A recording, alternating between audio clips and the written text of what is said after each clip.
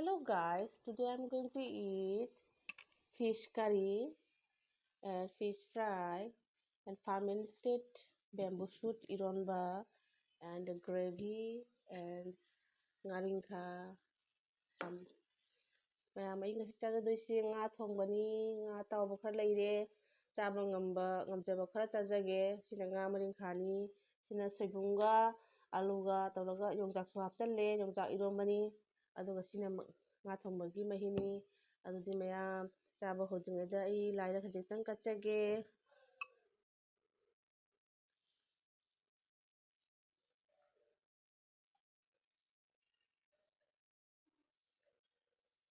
some water, don't mind. Tadi hajik chaba hojrage.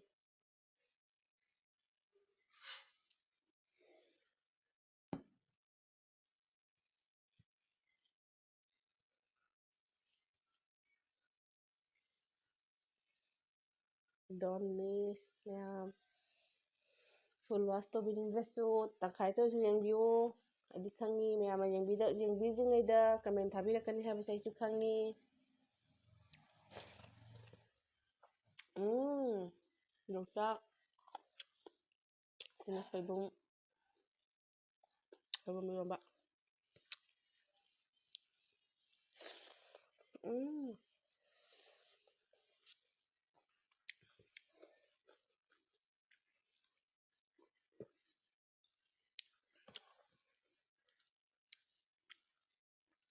Ngasi ngase hawai ano hapre kari haba alu amta hapre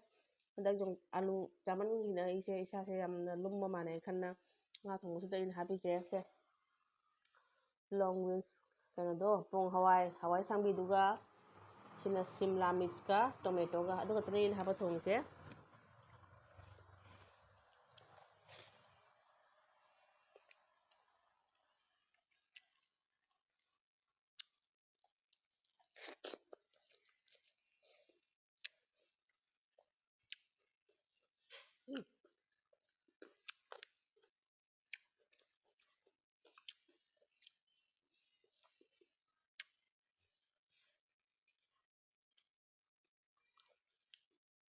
mayamni matam nga hanjaroi ai jam turun tajage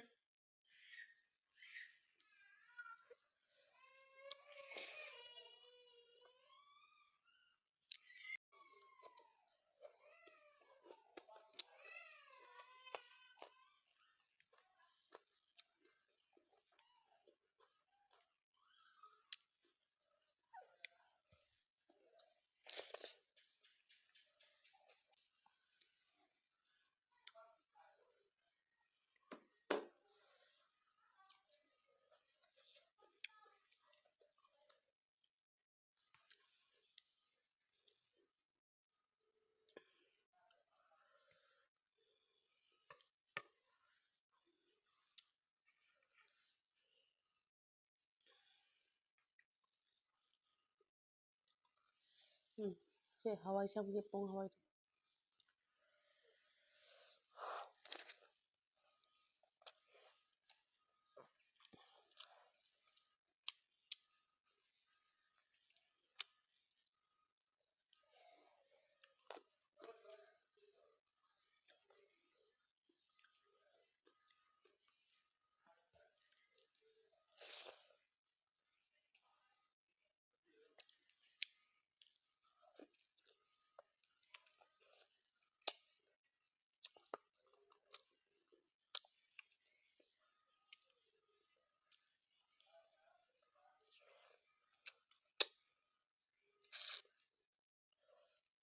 kaino haido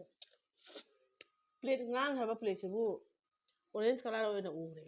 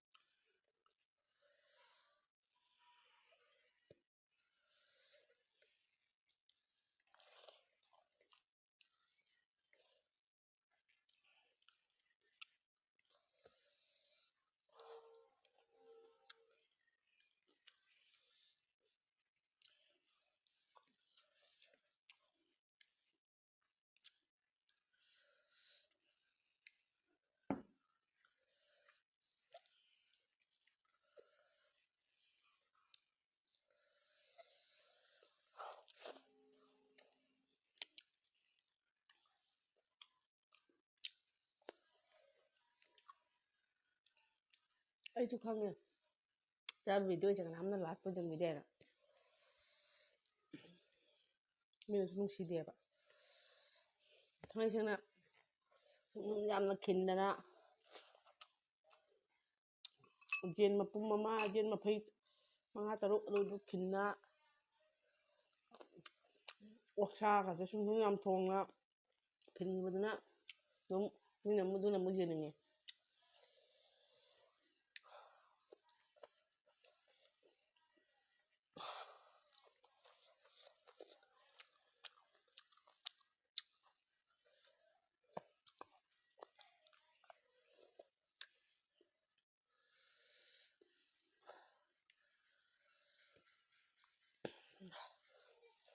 ꯍꯥꯎꯋꯤ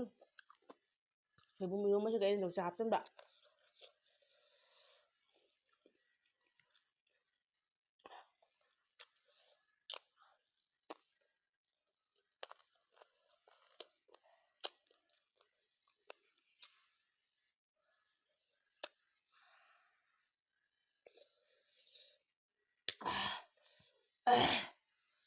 ꯌꯥꯝ ꯃꯔꯣꯛꯀ ꯆꯨꯔꯦ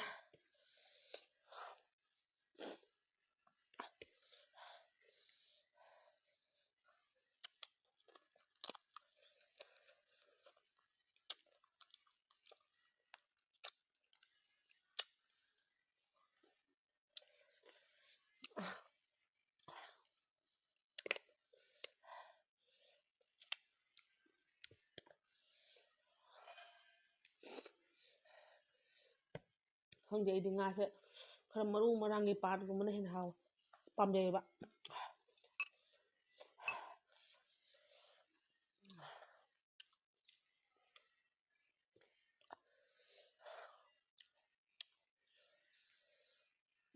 không खाली वाला singa hele jehoni ujim putro pani sa ngam ngam to ena ngale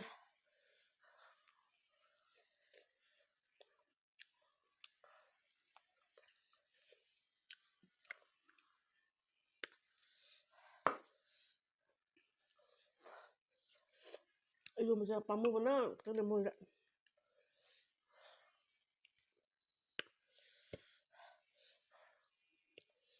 một năm sai